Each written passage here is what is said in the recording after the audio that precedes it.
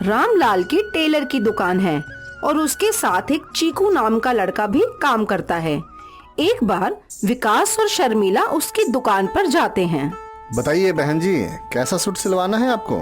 तभी शर्मिला रामलाल को फोटो दिखाते हुए बोलती है, ये देखो भाई साहब, ऐसा सिलवाना है, बिल्कुल सेम टू सेम। अच्छा, ऐसा सिलवाना है?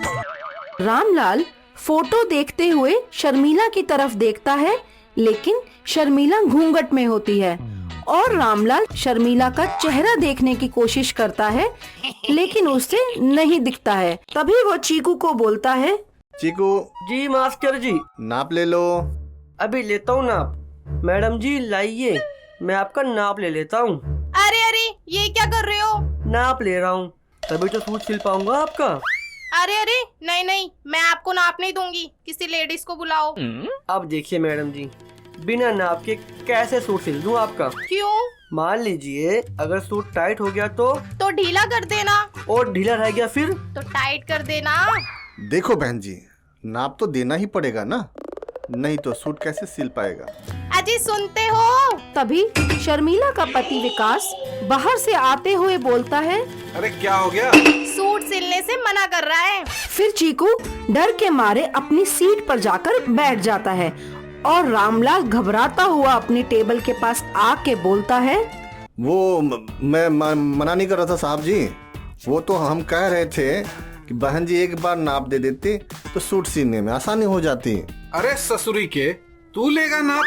आज तक मैंने ना लिया नाप। तू रुक, अभी बताता हूँ एक खंड विकास अधिकारी की बीवी का नाप लेने का नतीजा। फिर विकास रामलाल को चाटे पे चाटा मारता है और चला जाता है। The next day.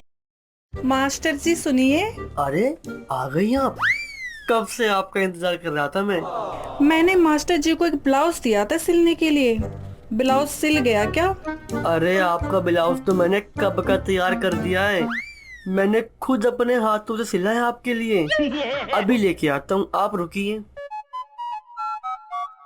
ये लीजिए आपका ब्लाउज। डीप नेक तो नहीं सिला ना? क्या हो जाएगा अगर डीप नेक हो गया तो? बहुत दिक्कत हो जाएगी। कुछ दिक्कत नहीं होगी आपको, मैं हूँ ना आपके लिए। मुझे नहीं, आपको दिक्कत हो जाएगी। अरे कहाँ गया वो मास्टर जी? तेरी हिम्मत कैसे हुई मेरी बेटी का डीप ब्लाउज सिलने की? रिंकी की माँ चीकू को मारकर चली जाती है। फिर रामलाल चीकू के पास आकर बोलता है, अरे तेरे को लगी तो नहीं ना? अरे एम्बुलेंस बुला लो मास्टर जी। पल्लवी आती है और सूट का कपड़ा देती है सिलने के लिए। रामलाल कपड़ा टेबल पे रख के नापता है तो कपड़ा कम होता है। तभी पल्लवी बोलती है, कैसी बात कर रहे हो मास्टर जी आप? पूरे 3 मीटर कपड़ा लेकर के आई हूँ, क्यों नहीं बनेगी पटियाला सलवार? अरे बहन जी, आपके सामने तो नापा है, 2 मीटर है, इसका मतलब है आपको किसी ने कपड़ा कम दिया है। हो ही नहीं सकता, मैं अपनी आँखों के सामने नाप कर लाई हूँ। अरे दुकानदारों का इंची टेप छोटा होता है, तुम्हें 3 मीटर बोल के 2 मीटर शेप दिया है।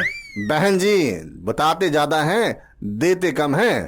कमाल है वैसे मास्टर जी, जितना मर्जी कपड़ा लाके दे दो, आपको तो वो भी कम पड़ता है। अरे मास्टर जी एक काम करो, 2 मीटर में पूरा लहंगा सिल दो इनका। मास्टर जी ये बात कैसे कर रहे हैं मुझसे? वैसे ही जैसे आप मास्टर जी से बात कर रही हो, जब से आई हो बस बहस ही करी जा रही हो, मान ही नहीं रही हो। जब मास्टर जी ने बोल दिया कपड़ा कम है तो कम है ना। चीकू चुप हो जाओ। अरे मास्टर जी आप पीछे हटिए, मैं बात करता हूँ इनसे। हमारे मास्टर जी 10 साल से है इस धंधे में, पागल थोड़ी हैं। जब वो बोल रहे हैं कपड़ा कम है तो कम ही होगा ना, आप बहस पे बहस करी जा रही हो। मुझे आप ये बताइए, 3 मीटर कपड़े में फुल बाजू और पटियाला सलवार कैसे निकाल के दे दूं? मास्टर जी समझाइए आप अपने इस लड़के को। बहन जी देखो, आप तो समझदार हो, ये तो बच्चा है, आप चुप हो जाओ। अच्छा अब मैं बताती हूँ कि 3 मीटर में सलवार और फुल बाजू कैसे सिली जाती है।